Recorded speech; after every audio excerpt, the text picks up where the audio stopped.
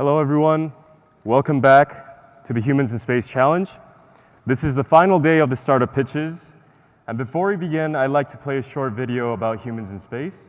This video represents what we envision for space exploration and what we hope to accomplish for interplanetary civilization. Enjoy.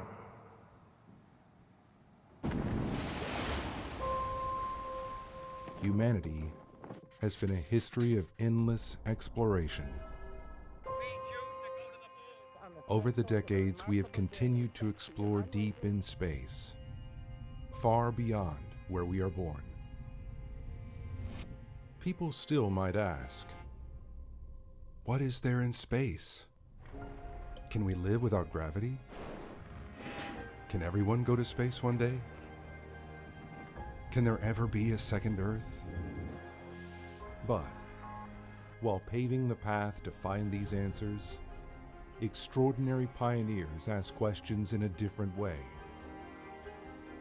Can sick people go to space? Can we utilize space environments to enable permanent habitation? Can we enable our children to explore beyond their wildest dreams? These extraordinary questions will transform our everyday existence. It's not for the extraordinary. It's the extraordinary for the ordinary.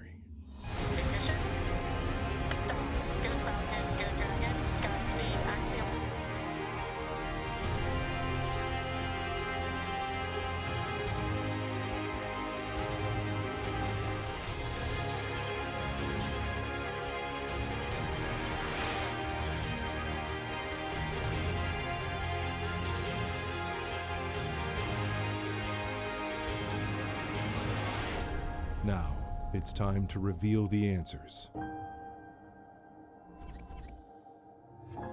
For humans in space. Again, welcome to the final session of the Startup Pitches for the Humans in Space Challenge. My name is David Lee, and I'm here with Julia Park. We are managers in the new portfolio investment group at Ballroom. Yesterday, we had the privilege to introduce the startups that are focused on scaling up in-space experiment and elevating astronaut cognition. Today, on our final day, we have startups that are focused on reinventing astronaut healthcare management and habitat solutions. With that said, teams have 5 minutes for their pitch, and the judges will ask questions for 2 minutes. This is a packed hour, so we'll have to be strict on time. Once again, the winners of the startup pitch will receive a $100,000 equity investment for the next stage of their work. We are thrilled to introduce our esteemed panel of judges. First off, we have Dr. Einar Sawyer from the University of California, San Francisco, Audrey Bertie, the Executive Director of MEDES, Dr. Danielle Delat, CTO and COO of Aurelia Institute, Jacob Scotch-Mera, Payload Expert, Dr. Arun Sharma, Assistant Professor at Cedars-Sinai, Professor Duk-Ho Kim from Johns Hopkins University, David Zuniga, Senior Director of In-Space Solutions at Axiom Space, Junaid Mian from Space Fund, Dr. Monica Jain, Partner at Wavemaker 360, and last but not least, we have Kathy O'Donnell from AWS. Today, our startups are pitching their ideas for reinventing astronaut healthcare management and habitat solutions. First up, we have Splendo Health. Splendo Health aims to improve cardiorespiratory function through VO2 assessment, which consists of high-resolution wireless sensor and AI model. Please welcome Eric Sanchez, CEO of the company, to the stage as he shares his journey.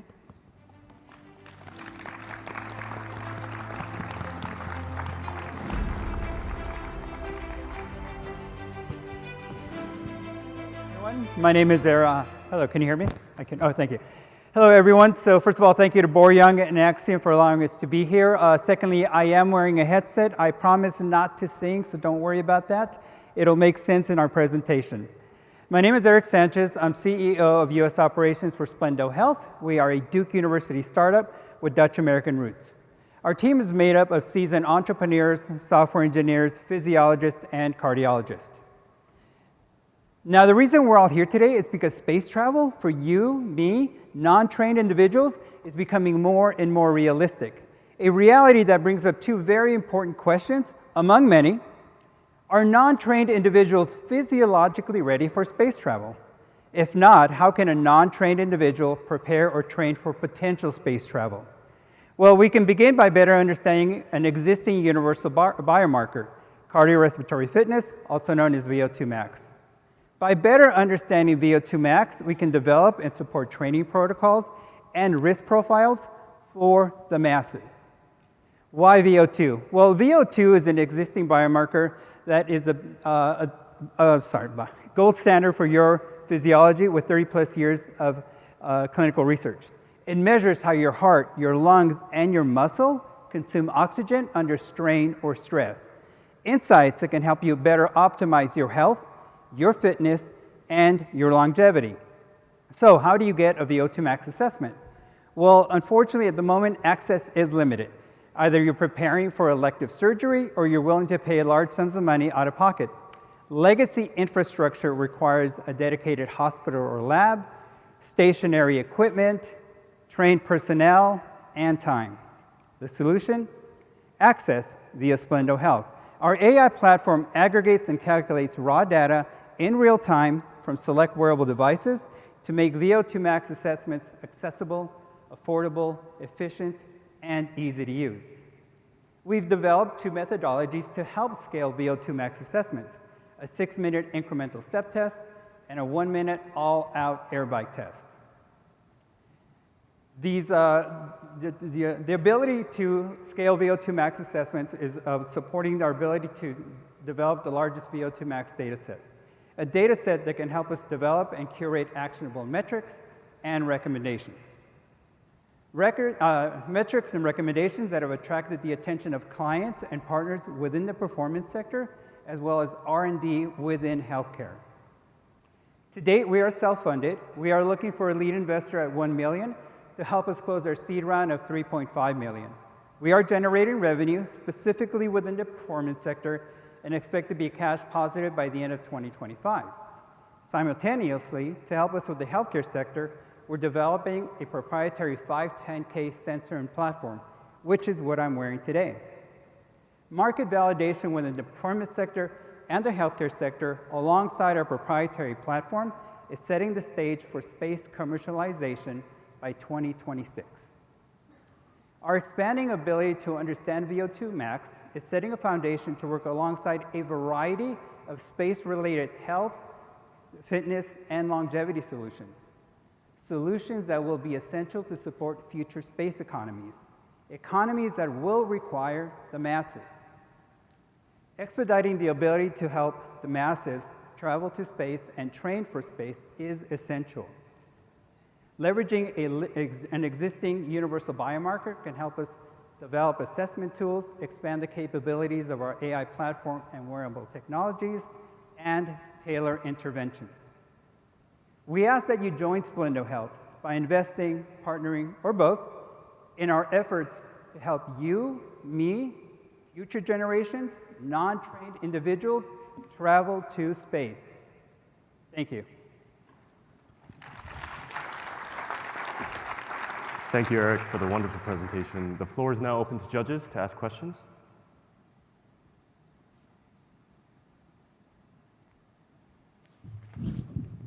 Yes, Dr. Sawyer?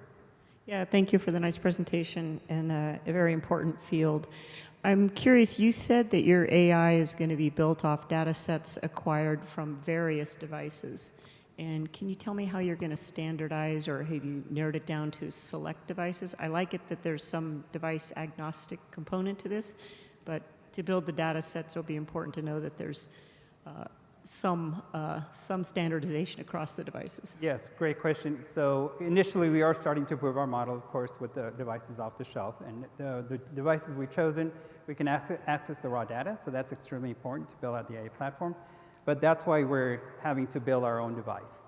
This way we can control not only the device, but the data, the integration, everything moving forward, so it can be standardized. And we are actually pilot testing this now live at Duke University. Yes, Dr. Jane?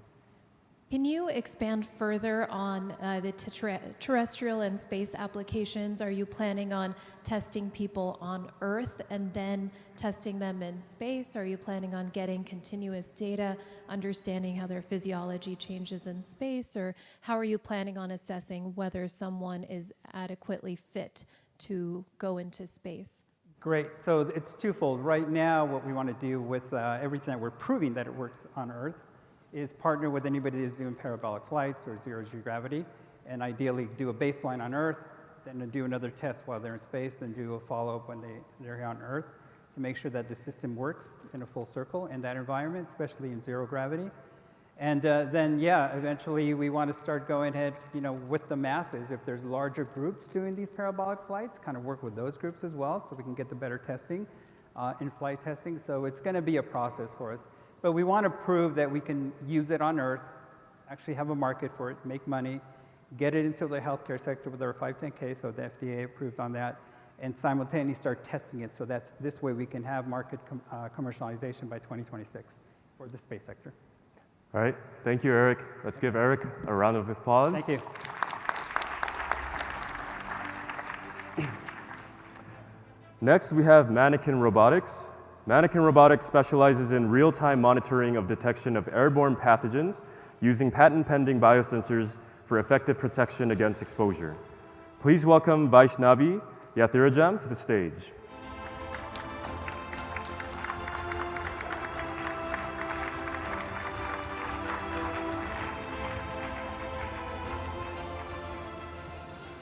In 2018, archaeologists excavated evidence of pre-Columbian societies that thrived in the Amazon. Unable to protect themselves from a deadly pathogen, these societies were effectively wiped out. This pathogen was the smallpox. The catastrophic impact of these pathogens to cause pandemic outbreaks motivated our company, Mannequin, named after an Amazonian bird, to contribute to the human health systems, specifically in the pathogen detection domain. To this regard, we manufacture next-generation biosensors that use immunoassays and nanoparticle technologies to do real-time pathogen detection. This helps us achieve our mission to be a one-stop shop for pathogen detection needs for on-Earth and in-space applications. NASA crew surgeon Dr. Jonathan Clark testified that pathogens are easily transmitted in microgravity environment, which alters the aerobiology of the pathogens, affects the immunity of the astronauts, heightens the risk of disease transmission in space station, and elevates the microbial contamination in communal spaces. So, as the space industry gets to its next phase, there is a crucial demand for pathogen detection to prevent forward and backward contamination, food microbial contamination, and lower the risk of disease transmission amongst the space crew, because in space, a complete habitat contamination is only an airlock away. The current detection methodologies is complex with a long turnaround time. The delayed detection results in rapid transmission and complex containment of the pathogens. Our patent-pending solution, the biosensors coated as portable labs, use immunoassays that do real-time point-of-care systems that generate rapid response time for high throughput of results. Our system works on a high-performing image processing algorithm along with a smart cartridge that uses Nobel Prize-winning nanoparticle technology conjugated with the antibodies.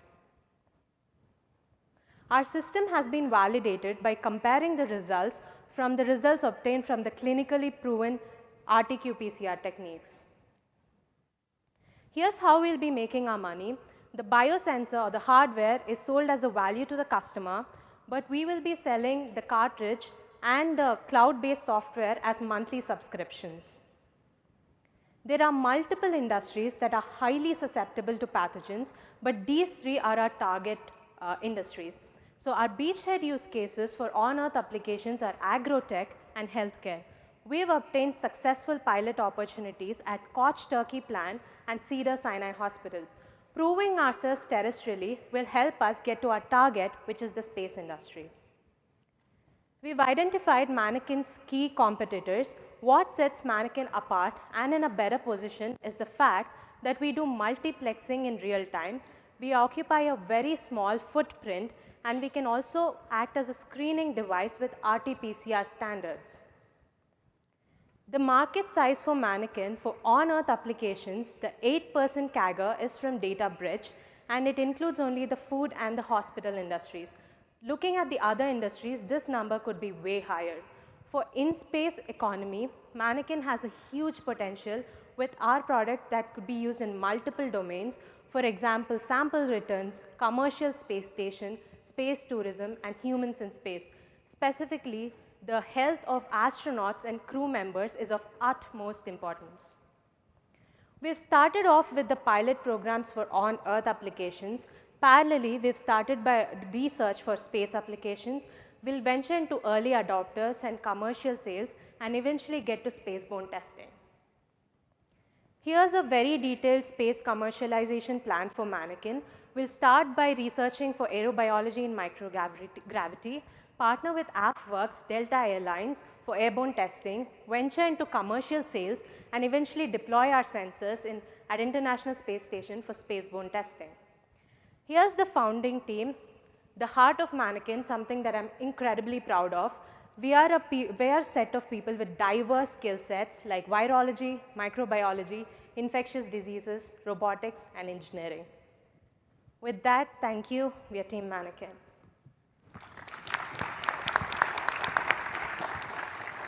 Thank you, Vaishnavi, for your pitch. Judges, now you may ask questions. Yes? Hello. One question regarding the cartridge. I understand the interest of the cartridge for the terrestrial business model, but can you elaborate on how to use this type of system, for instance, for deep exploration mission? This is a consumable. How do you see that? That's a great question. So at this point, we have our smart cartridges made for terrestrial applications, but when it gets to the space, we are looking at models where we can reuse the cartridges, but the research is going on for that. Maybe I could just follow up on that. You mentioned also that there was a component of cloud-based software. Do you ever see a closed-loop process so that there could be an Earth untethered model use of this, particularly for deep space missions? Yes, so the software is, in my opinion, software is what drives Mannequin. So I think we should be in a position where we can drive the hardware that is deployed in the space station using the software that is run on the Earth. That is the plan. That's what we are working towards.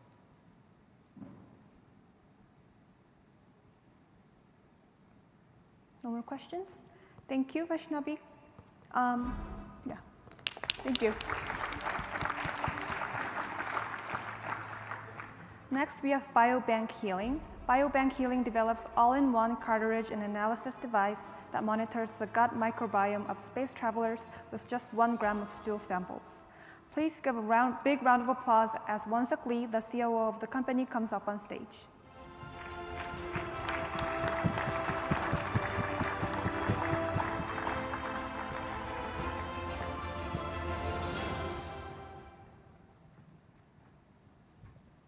Hi, my name is Won-Suk Lee. I'm COO of Biobank Healing. Today I want to present our novel technology, which is analyzing 1 gram of stool sample to analyze in 1 hour to monitor your safe journey to space. So, major problem occurs with spatial and environmental change, which in space the microbiome shifts to an unstable state, which leads to space-related disease infection. So there are many references, but recently NASA stated that one of the major risks is adverse effects, host microbiome effects due to interactions. So it explains that monitoring the spaceflight associated microbiome change is to protect the host and other crew members is extremely significant and urgent problem to solve. So our solution is all-in-one device and cartridge which analyzes 1 gram of stool sample in 1 hour for your safe journey to space. So our business model is very simple. It's selling and renting stool analytic device and cartridges.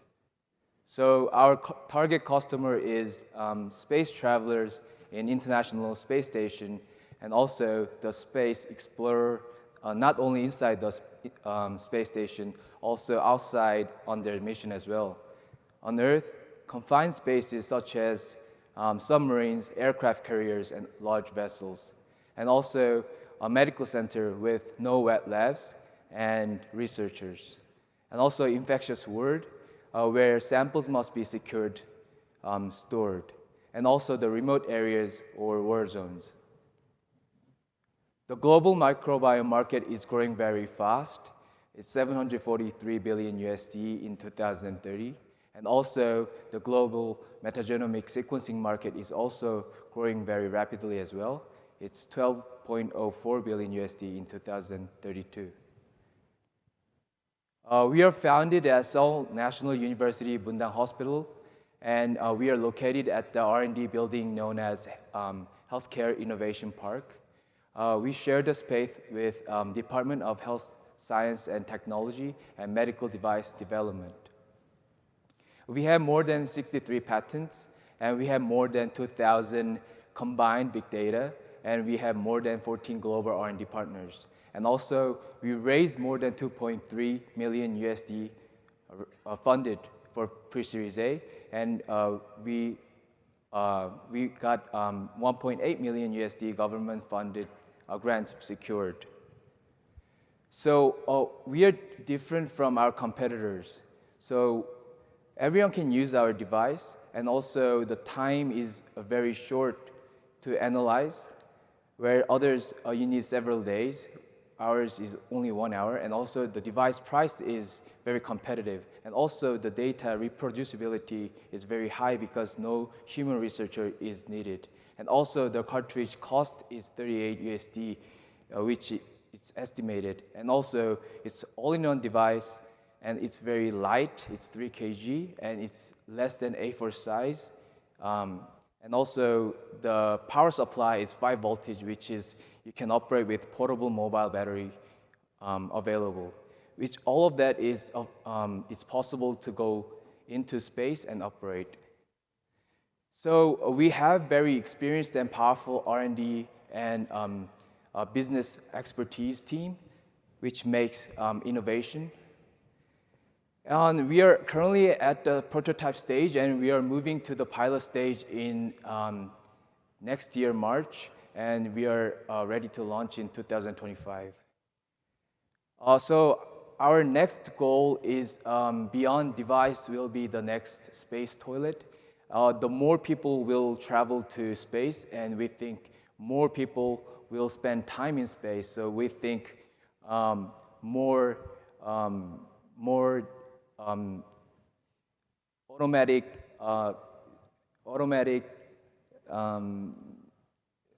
automatic device should needed, and also more easier way to do all the analysis will be the toilets. So next generation challenge will be toilets. So for human in space. Thank you so much for attention.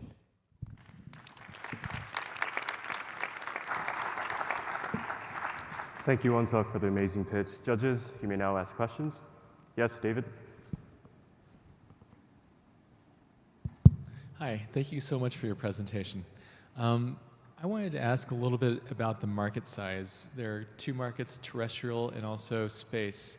How big do you think your market size overall is? Okay, that's a great question. First, we don't actually can estimate the space market size because we can't estimate because it's you might sell one. Yes. But for on Earth, we think if this product is on the market, we will dominate the microbiome clinical analytic market size. So we think the first of the launch, I think we estimated the 20% of the clinical diagnostic market size. So we think it's about 200 million USD. And also for the metagenomic clinical diagnostic market size, we think estimate about also 20%, which is 400 million USD. So overall, we are aiming 600 million USD for after launching our product. So yes. Thank you. No worries. Yes, Dr. Sawyer. Do you imagine that your onboard cartridges, which are considered consumables, even though it's a fecal sample, probably not a good way to put it, but do you imagine that they could be reused in some way so that you're not having to resupply them?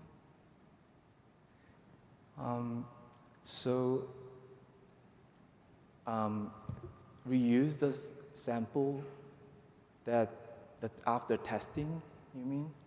Is that the Reuse the sample, but reuse the cartridges in some way. Oh, okay. That's actually a really good question for the environment. Yes, actually, the stool, for our company's vision, I think the stool is like a leftover. So actually, not only for making the stool analytic device, we have the stool bank part, which we get the donation for the stool, and then we make the fecal transplantation solution, and we make the stool capsules for help to supply hospital for the treatments for the patients. So we have other parts as well. So it's different. It's not for this business, but yeah, our company always think about environment as well.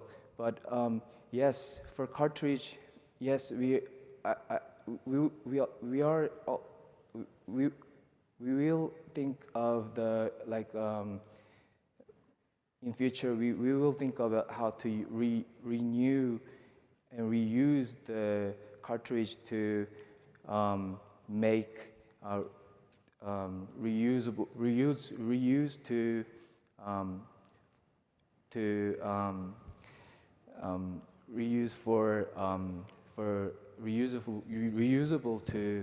for the next user for the environment. So yeah, I think that's really good question, and I think that's the question that we need to think of for the next challenge as well. Yes, for the environment. Yes.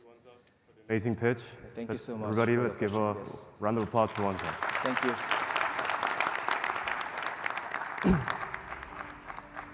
All right, up next we have Optimi. Optimi characterizes models of human stress level response for professionals often exposed to stressful situations through learning ML methods. Please welcome Adam Tricka to the stage as he shares his journey with his company.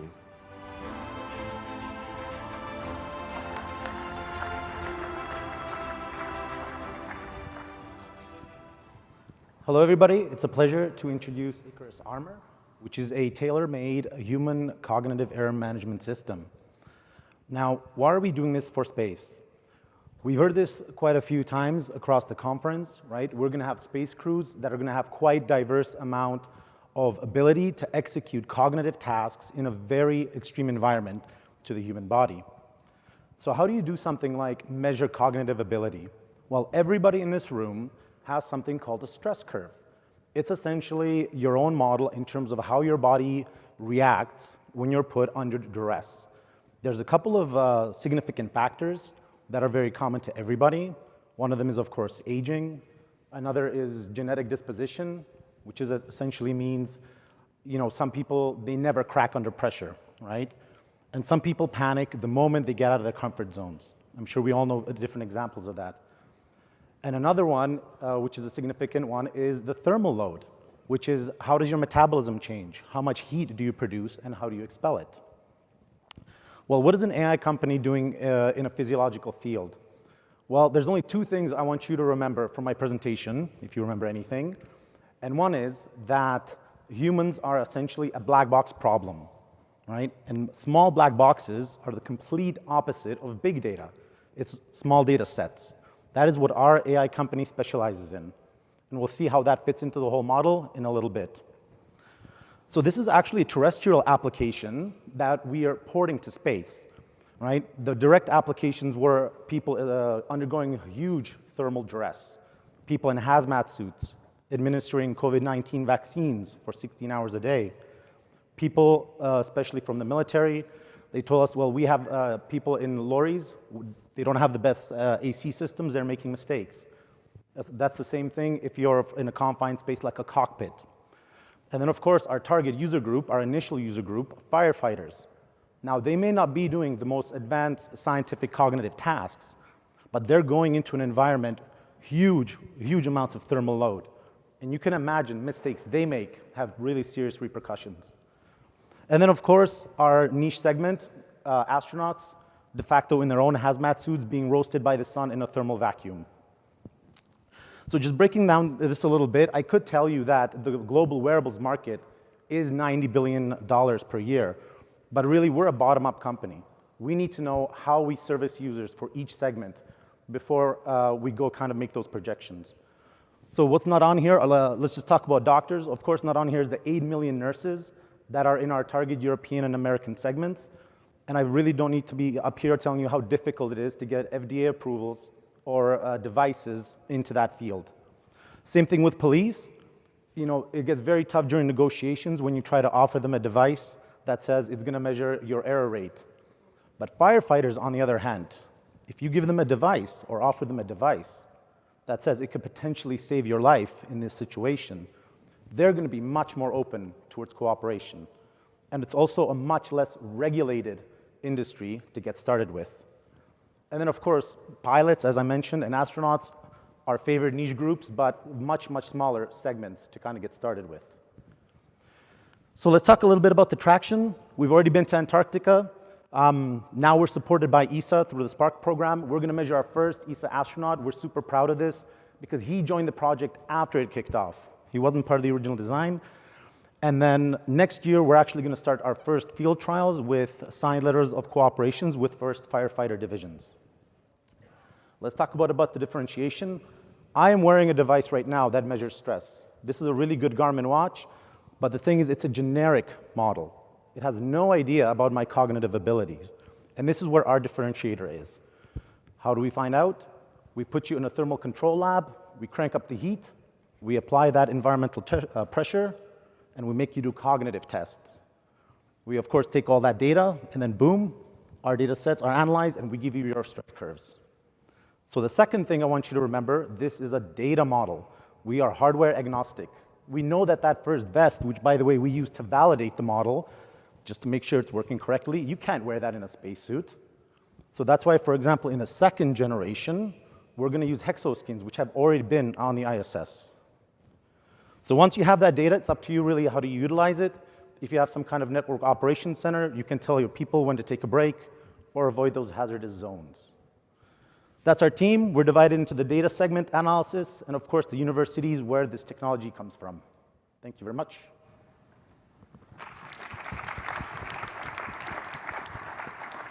Thank you, Adam, for your wonderful pitch. Judges, now you may ask questions. Yes? Yeah, I'm just curious, what defines a cognitive error in these tests that you're doing? Yeah, so we actually use a NASA tool called WinScat. That's actually a very interesting thing because it's almost like Lego bricks, right? We have the thermal component, and then there's that cognitive tests. You know, so for example, if we do like a VR headset instead of a tablet test, that's a completely different, definition of what it is.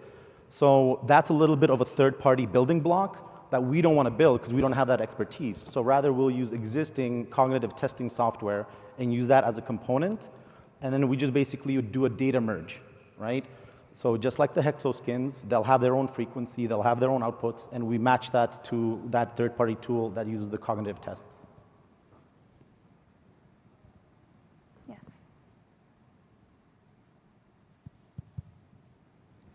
I had a question. So when you are testing these people, you are only putting them under thermal duress. You're not applying any other sort of cognitive load or anything else that may cause them stress. Is that correct?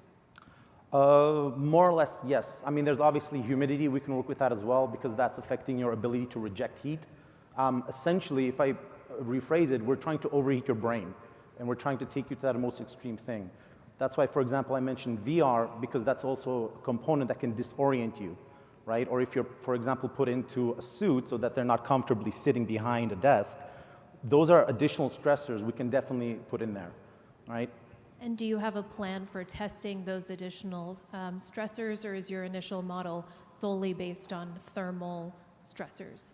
That's our first kind of segment that we've chosen to take. That came from the university side because that seems to be one of the more dominant aspects that can kind of lead you towards error. There are, of course, other ones, but that's our main trajectory right now. But in our roadmap, we do want to have those additional layers of stress, be already inside that suit, being in different sitting positions. So for example, like on the G wheels, and adding kind of disorientation into it as well. But if I may add, that's of course not an issue on Earth, right? Firefighters aren't going to go upside down, probably. Yes. You mentioned user research with firefighters and how not all users would be particularly interested in adopting this. Have you talked with astronauts, and what feedback have they given? Right, so as I mentioned, the first European astronaut is going to be measured with us in 1 week. So right after this conference, I'm going to go to Europe to measure him. We are engaged with them. So we obviously have to go, as we're working out the different kinks and all the different systems, because now we're trying to be completely hardware agnostic. We are directly talking to, I can get you the name within the European Astronaut Center who we're talking to, but I mean, that's who we're engaged with. For your pitch. Thank you very much for your time. Up next, we have Extremo Technologies. Extremo Technologies uses microalgae to support crewed space missions through CO2 sequestration and O2 production cultivated in tailor-made medium design for space conditions. Please welcome Victoria Diadula, the CEO of the company, and Eva Borowska, founder and the CTO, to the stage as they deliver their speech.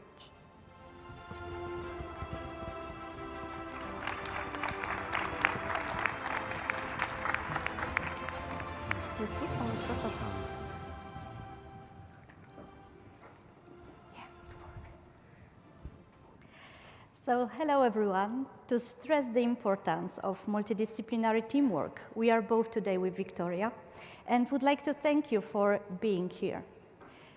So, let's imagine Earth without breathable atmosphere. Try to hold your breath for 3 minutes, exact time that untrained people can survive without oxygen. So as you can see, biological solutions play a significant role in space exploration.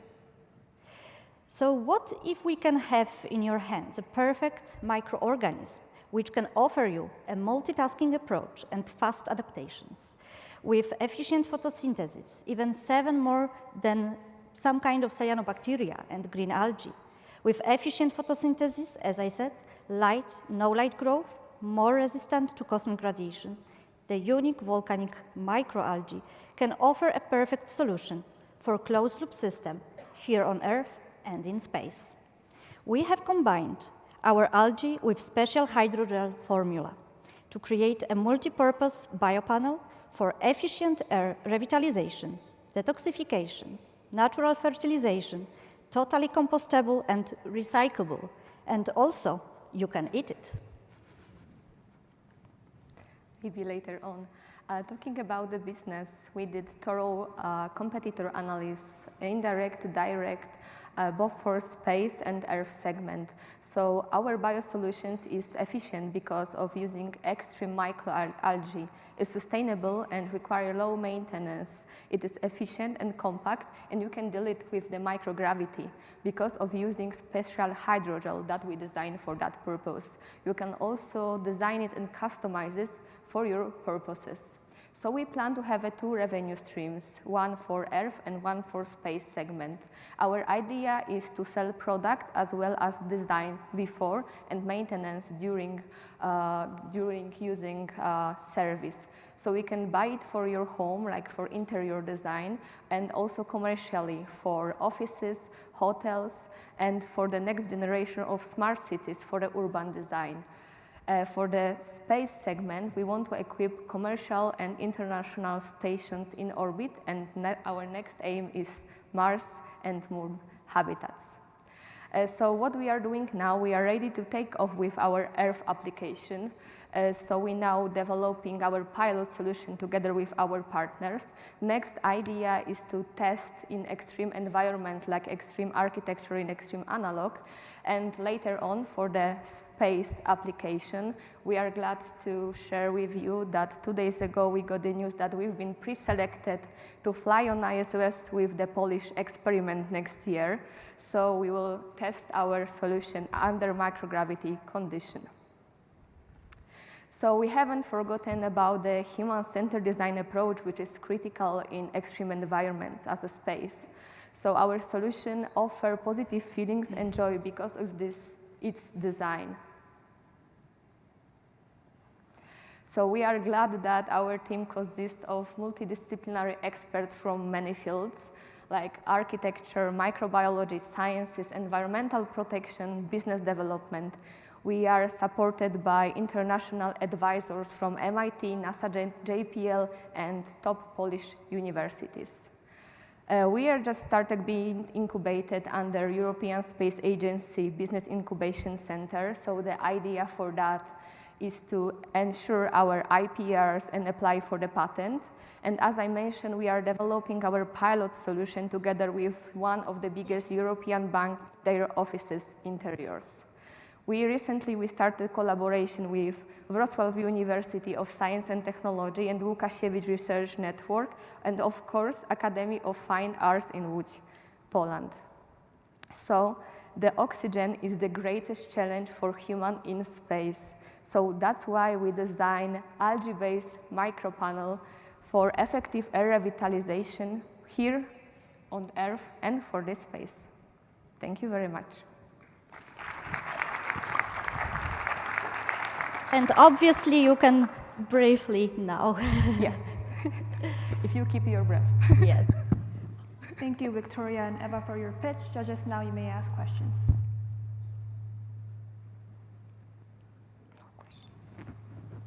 Yes, David. Could you talk a little bit more about your market size and your financial model? It wasn't clear, where your market was, who you're selling to, and then what your milestones look like. Yes, as I mentioned, we just started a pilot solution, so that's our idea, to provide the solution as soon as possible. So we want to have like the first clients to be individual one, what I mentioned, to sell the product online and the refillment, because the algae grows and you need to rechange it. So we want to offer like a monthly subscription for that. And at the same time, we are developing this commercial segment as well. So that is like for us the important way of funding funds and clients. Because like I'm an architect, so I can like provide a design service. Eva is like doing technology, and our team are working together to ensure the best standards. And of course, we need to do more research on the space segment because that's a more demanding environment. So we'll for sure apply for the European grants, but not only, and work together with our advisors and collaborators to find fundings for that research for the space condition. But the market for the Earth segment is like pretty big. There are some solutions, but they are not using that kind of efficient microalgae. So that's why we believe that's a very good solution to be on the market now for sustainable development. In space context, how much oxygen can you generate? If you can give some specific example, if you can elaborate. And also, is it scalable, the oxygen generations? So, for example, on the ISS, you need like 8 meters square per day. But this algae, through my PhD, I discovered that it's even 7 times more than efficient cyanobacteria. We need to test it. We will test it. Yeah. This is a strain which we have to test because it will be first use on ISS next year. Depends on the conditions, right? When it grows fast, you need to refill it like more often, and it produces more oxygen. But for our lab testing, like the results are very promising, but of course like implementation is something more, so that's what we need to test. But I would like to underline that we don't want to replace existing solution. We want to introduce like a new bio solution for more sustainable space exploration. So that's kind of the support that you can support like 10-20% of the closed loop system of the air revitalization in space, for example. Yeah. All right, thank you, Victoria and Eva, Thank for you that very wonderful pitch.